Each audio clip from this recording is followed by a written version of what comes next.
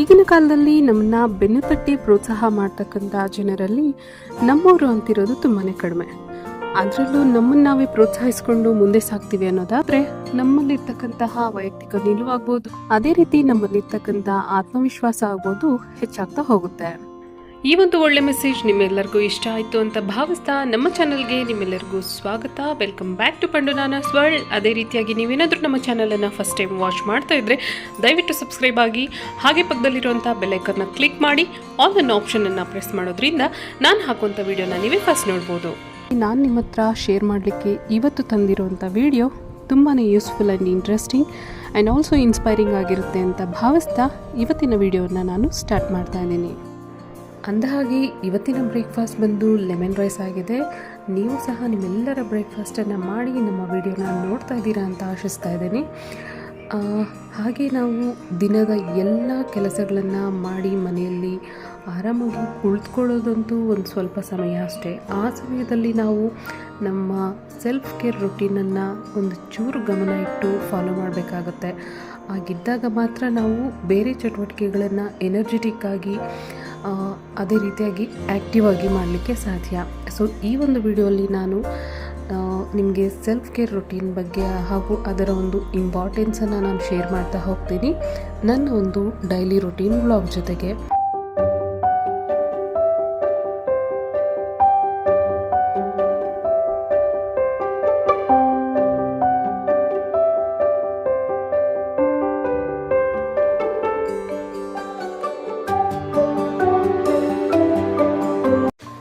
Self care ಅಂದ ತಕ್ಷಣ ನಮ್ಮ ಮನಸ್ಸಿಗೆ ಅಥವಾ ಮೈಂಡ್ಗೆ ಹೊಳಿತಕ್ಕಂಥ ಅಂಶಗಳೇನು ಅಂತಂದರೆ ಮೆಂಟಲ್ ಹೆಲ್ತ್ ಆಗಿರ್ಬೋದು, ಅದೇ ರೀತಿಯಾಗಿ ಫಿಸಿಕಲ್ ಹೆಲ್ತ್ ಆಗಿರ್ಬೋದು, ಆ್ಯಂಡ್ ಆಲ್ಸೋ ನಾವು ತಿಂತಕ್ಕಂಥ ಆಹಾರದ ಬಗ್ಗೆ ಅಂದರೆ ಈಟಿಂಗ್ ಹ್ಯಾಬಿಟ್ಸ್ ಆಗಿರ್ಬೋದು, ಮತ್ತು ನಾವು ಎಷ್ಟು ನಿದ್ರೆಯನ್ನು ದಿನಕ್ಕೆ ಮಾಡ್ತಾಯಿದ್ದೀವಿ ಅನ್ನೋದಾಗಿರ್ಬೋದು.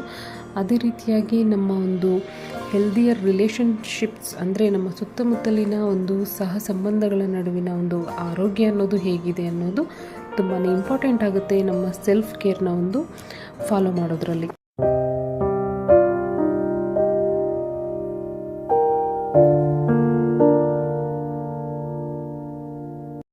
ಅಷ್ಟಕ್ಕೂ ಸೆಲ್ಫ್ ಕೇರ್ ಅನ್ನೋದು ಯಾಕೆ ಬೇಕು ಅಂತ ಕೇಳ್ತೀರಾ? ಯಾಕೆ ಅಂತಂದರೆ ಇದು ನಮ್ಮ ಎನರ್ಜಿ ಲೆವೆಲ್ಸ್ನ ಇನ್ಕ್ರೀಸ್ ಮಾಡೋದಲ್ದಿರ ನಮ್ಮ ದಿನನಿತ್ಯದ ಚಟುವಟಿಕೆಗಳನ್ನು ನಾವು ಹ್ಯಾಪಿಯಾಗಿ ಮಾಡಬೇಕು, ಅದೇ ರೀತಿಯಾಗಿ ಲವಲವಿಕೆಯಿಂದ ಇರಬೇಕು ದಿನನಿತ್ಯ ಅನ್ನೋದಾದರೆ, ಎಲ್ಲ ಸಹ ಸಂಬಂಧಗಳನ್ನು ಆರೋಗ್ಯದಾಯಕವಾಗಿ ನಡೆಸ್ಕೊಂಡು ಹೋಗಬೇಕು ಅನ್ನೋದಾದರೆ ನಮ್ಮ ಒಂದು ಸೆಲ್ಫ್ ಕೇರ್ ಅನ್ನೋದು ನಮಗೆ ತುಂಬಾ ಮುಖ್ಯ ಆಗುತ್ತೆ. ಸೊ ಹಾಗಾಗಿ ನಾವು ಸೆಲ್ಫ್ ಕೇರ್ ಮಾಡೋದನ್ನು ಫಾಲೋ ಮಾಡೋದಂತೂ ತುಂಬಾ ಮುಖ್ಯ.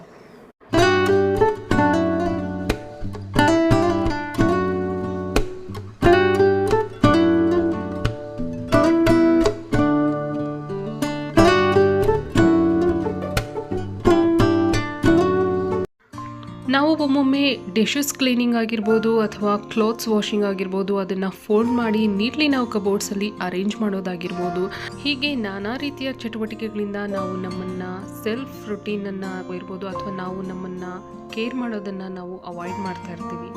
ಈ ರೀತಿ ಮಾಡೋದ್ರಿಂದ ನಮ್ಮಲ್ಲಿರ್ತಕ್ಕಂತಹ ಮೆಂಟಲ್ ಹೆಲ್ತ್ ಹಾಗೂ ಫಿಸಿಕಲ್ ಹೆಲ್ತ್ ಹಾಳಾಗುತ್ತೆ. ಅದೇ ರೀತಿಯಾಗಿ ಯಾವುದೇ ರೀತಿಯ ಒಂದು ಟಾಸ್ಕ್ಸನ್ನು ನಾವು ಹ್ಯಾಂಡಲ್ ಮಾಡಲಿಕ್ಕೂ ಸಹ ಟಫ್ ಅನಿಸುತ್ತೆ.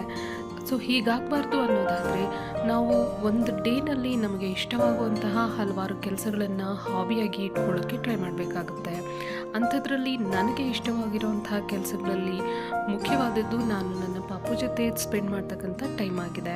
ಅದೇ ರೀತಿಯಾಗಿ ನಾನು ಮನೆಯ ಕೆಲಸಗಳನ್ನೆಲ್ಲ ಮುಗಿಸಿದ ನಂತರ ಒಂಚೂರು ಏನಾದರೂ ಬುಕ್ಸ್ ಇದ್ದರೆ ಅದನ್ನು ಓದಲಿಕ್ಕೆ ಟ್ರೈ ಮಾಡ್ತೀನಿ, ಅಥವಾ ಯಾವುದಾದ್ರೂ ಎಕ್ಸಾಮ್ಸ್ಗೆ ಪ್ರಿಪೇರ್ ಆಗಲಿಕ್ಕೆ ಟ್ರೈ ಮಾಡ್ತೀನಿ. ಇವೆಲ್ಲ ನನಗೆ ಒಂದು ರೀತಿ ಸ್ಟ್ರೆಸ್ ಬಸ್ಟರ್ಸ್ ಆಗಿ ವರ್ಕ್ ಆಗುತ್ತೆ.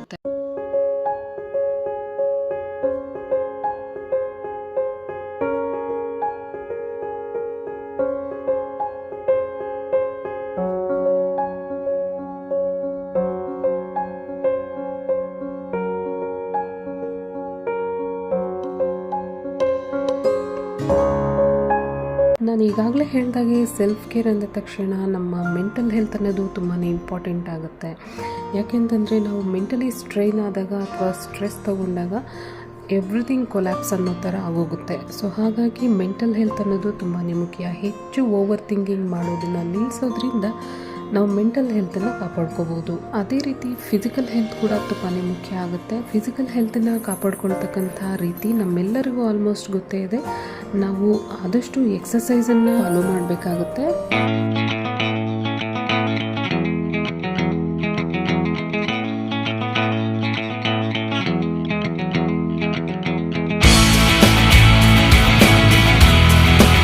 ಎವ್ರಿಡೇ ನಾವು ವಾಕ್ ಮಾಡೋದಾಗಲಿ ಅಥವಾ ಮೆಡಿಟೇಷನ್ ಮಾಡೋದಾಗಿರ್ಬೋದು, ಹಾಗೆ ನಾವು ಮೇನ್ ಎಕ್ಸಸೈಸ್ ಮಾಡೋದಾಗಿರ್ಬೋದು, ಫಿಸಿಕಲ್ ಹೆಲ್ತನ್ನು ಕಾಪಾಡ್ಕೊಳ್ಳೋದ್ರಲ್ಲಿ ತುಂಬಾ ಹೆಲ್ಪ್ ಆಗುತ್ತೆ.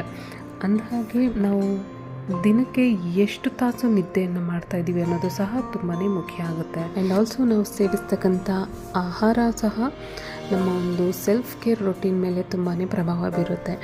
ನಾವು ಎಲ್ಲ ರೀತಿಯ ಪೋಷಕಾಂಶಗಳು ದೊರಕುವಂತಹ ಆಹಾರವನ್ನು ನಮ್ಮ ಒಂದು ರೆಗ್ಯುಲರ್ ಡಯಟ್ನಲ್ಲಿ ನಾವು ಆ್ಯಡಪ್ ಮಾಡ್ತಾ ಹೋಗಬೇಕಾಗುತ್ತೆ. ಪ್ರೋಟೀನ್ಸ್ ಆಗ್ಬೋದು, ಕಾರ್ಬೋಹೈಡ್ರೇಟ್ಸ್ ಆಗ್ಬೋದು, ಫೈಬರ್ ಕಂಟೆಂಟ್ಸ್ ಇರುವಂಥ ಫುಡ್ ಆಗ್ಬೋದು, ಐರನ್ ಕಂಟೆಂಟ್ ಇರುವಂಥ ಫುಡ್ ಆಗ್ಬೋದು, ಆ್ಯಂಡ್ ಆಲ್ಸೋ ಕ್ಯಾಲ್ಶಿಯಮ್ ನಮಗೆ ಫುಲ್ ಫ್ಲೆಜ್ಡ್ ಆಗಿ ಸಿಗ್ತಕ್ಕಂತಹ ಹಾಲು, ಮೊಟ್ಟೆ, ಆ್ಯಂಡ್ ಆಲ್ಸೋ ಕೆಲವೊಂದು ಫ್ರೂಟ್ಸ್ ಆಗ್ಬೋದು. ಇವುಗಳನ್ನು ತಿನ್ನೋದ್ರಿಂದ ನಮ್ಮ ಈಟಿಂಗ್ ಹ್ಯಾಬಿಟ್ಸ್ ಒಳ್ಳೆಯ ರೀತಿಯಲ್ಲಿ ನಾವು ಫಾಲೋ ಅಪ್ ಮಾಡೋದ್ರಿಂದ ನಮ್ಮ ಆರೋಗ್ಯ ಅಂತಕ್ಕಂಥದ್ದು ಸಹ ತುಂಬಾ ಉತ್ತಮವಾಗಿರುತ್ತೆ. ಆ್ಯಂಡ್ ಆಲ್ಸೋ ಇದು ಸೆಲ್ಫ್ ಕೇರಲ್ಲಿ ತುಂಬಾ ಮೇನ್ ರೋಲನ್ನು ಪ್ಲೇ ಮಾಡುತ್ತೆ. ಸೊ ಹಾಗಾಗಿ ಇಷ್ಟನ್ನು ನಾವು ಮೇಂಟೈನ್ ಮಾಡ್ತಾ ಹೋದರೆ ನಮ್ಮ ಸೆಲ್ಫ್ ಕೇರ್ ಅನ್ನೋದನ್ನು ನಾವು 90% ಕಂಪ್ಲೀಟ್ ಮಾಡಿದ್ದೀವಿ ಅಂತ ಅರ್ಥ.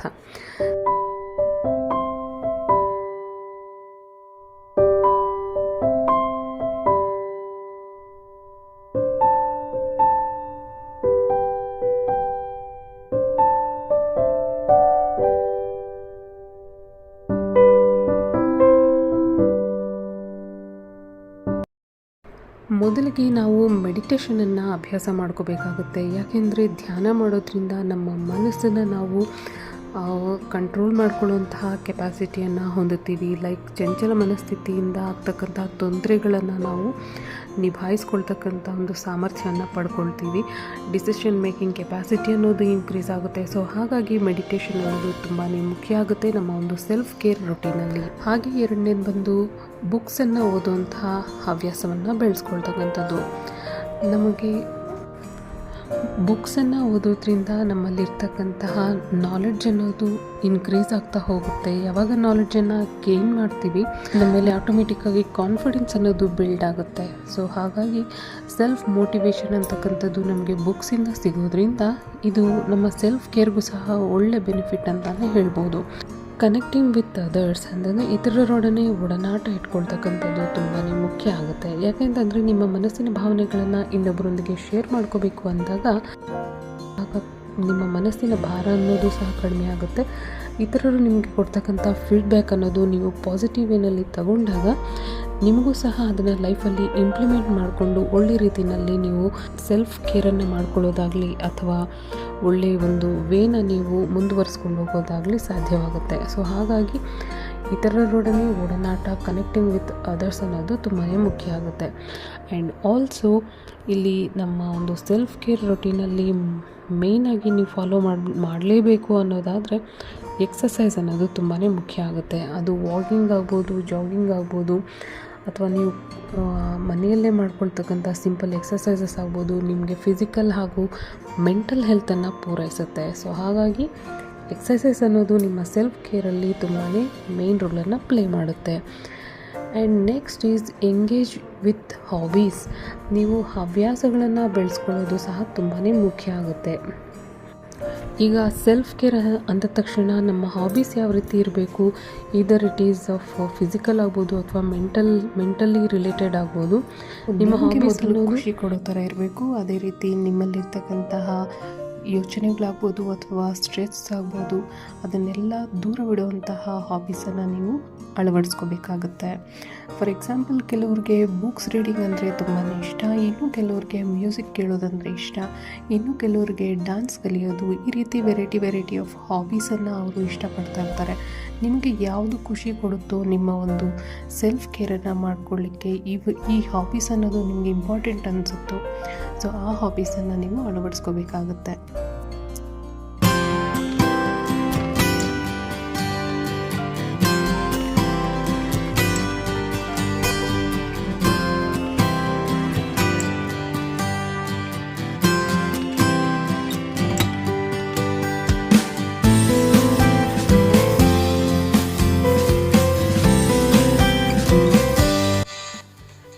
ಇದಿಷ್ಟು ಆಗಿತ್ತು ಸೆಲ್ಫ್ ಕೇರ್ ರೊಟೀನನ್ನು ಫಾಲೋ ಮಾಡ್ತಕ್ಕಂತಹ 5 ಬ್ಯೂಟಿಫುಲ್ ಟಿಪ್ಸ್. ನಿಮಗೆಲ್ಲರಿಗೂ ಇದು ಯೂಸ್ ಆಗುತ್ತೆ ಅಂತ ಭಾವಿಸ್ತಾ ಈ ವಿಡಿಯೋನ ನಾನು ಇಲ್ಲಿಗೆ ಎಂಡ್ ಮಾಡ್ತಾ ಇದ್ದೀನಿ. Hope you all like the video. ಹಾಗೆ ನಿಮಗೆ ವಿಡಿಯೋ ಇಷ್ಟ ಆಗಿದ್ರೆ ದಯವಿಟ್ಟು ಶೇರ್ ಮಾಡಿ, ಲೈಕ್ ಮಾಡಿ, ಅದೇ ರೀತಿ ಸಬ್ಸ್ಕ್ರೈಬ್ ಮಾಡಿ. ಧನ್ಯವಾದಗಳು.